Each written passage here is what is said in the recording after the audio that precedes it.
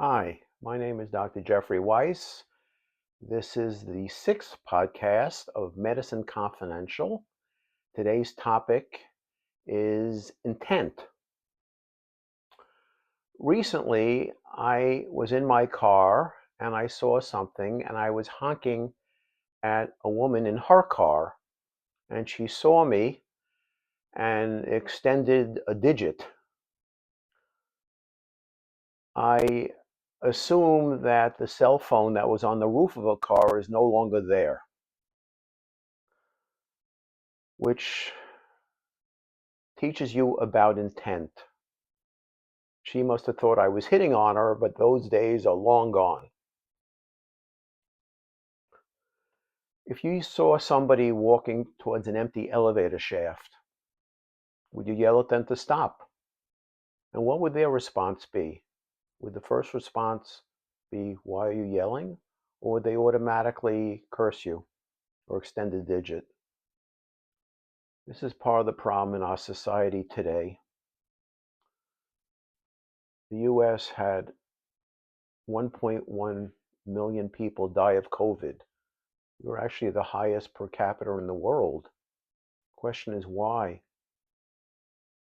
Well, there was an interesting study that said that Americans don't trust each other, which is why that woman responded to me and why somebody who you try to stop from getting killed in an empty elevator shaft might respond to you the same way. We don't trust each other. You know, what is the intent? There's always ulterior motive. Now, when you go to a doctor and a doctor recommends surgery, I normally advise, if it's elective surgery, to get a second opinion. But this is the problem. I know from firsthand experience that depending upon who you go to, if the doctor is unethical, he will say, "No, you don't need surgery, but come back in a month or two." And then when you return in a month or two, "Oh, now you need the surgery." Well, you've already seen this man twice and you do it.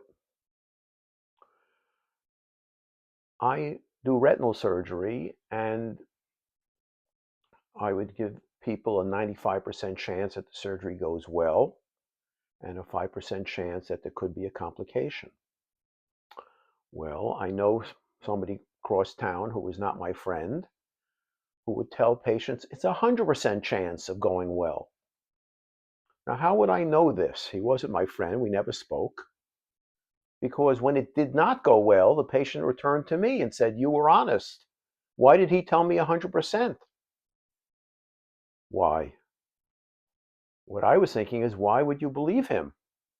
If somebody comes to your door and knocks on it and says, "Give me all your money and I'll double it," would you believe him?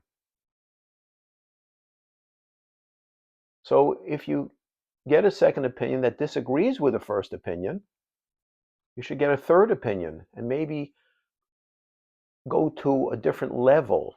So maybe a university. Now you have to be careful, universities. There are some superb people there. There are some terrible people there. I was at Harvard. We had some superb doctors, but then there were some doctors whose families were very, very wealthy, and that's how they got a job, and they weren't particularly good.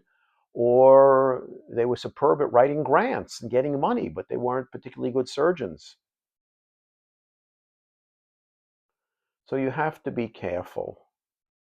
And when something seems a little strange, like patients getting injections into their eyes every single month without the doctor even looking.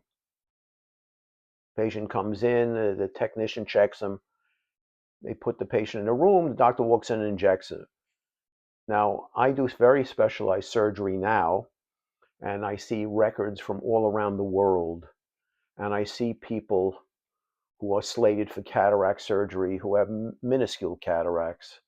I see people who have gotten 40 injections in their eyes. I see the most terrible things, and I tell them. They say, "Oh, Dr. Weiss, do I need this surgery?" And I would say, "No, no, not right now." "Do I need any more injections?" "No, I don't think so." And then I would get a nasty phone call from the doctor. How dare you? You're taking money out of my pocket. I said, aren't you making enough money that you have to take advantage of this 92-year-old woman? I mean, aren't you doing something unethical? And at that point, they cursed me out and hung up on me. And that's happened quite a few times, unfortunately. You know, they speak about physicians, the triple A: availability, affability, and ability. You cannot grade the quality of a doctor. I would rather have a surgeon with a miserable personality who has the best hands and judgment rather than somebody who's nice and tells jokes and has lousy hands and does a lousy operation. You can't assess it, nor can I assess an excellent lawyer or a car mechanic. You just know that they're nice and they talk to you reasonably. Now, intent is important.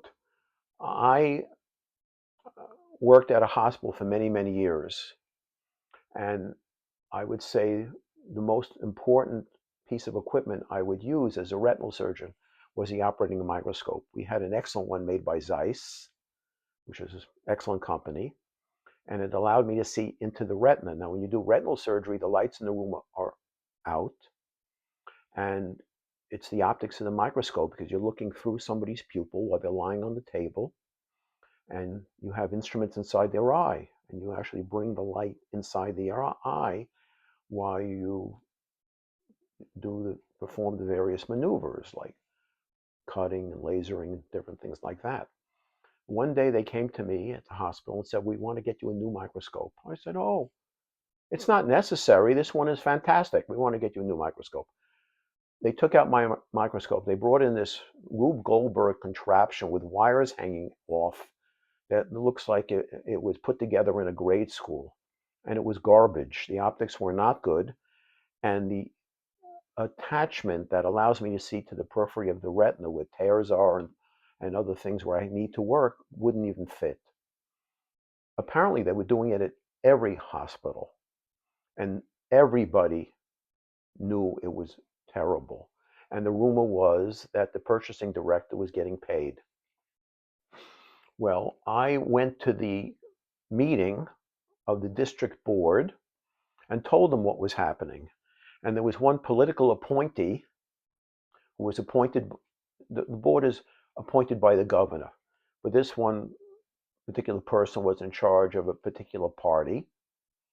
And by the way, the governor, who used to be the head of a very large hospital chain that was brought on charges that they were overbilling Medicare and people went to jail.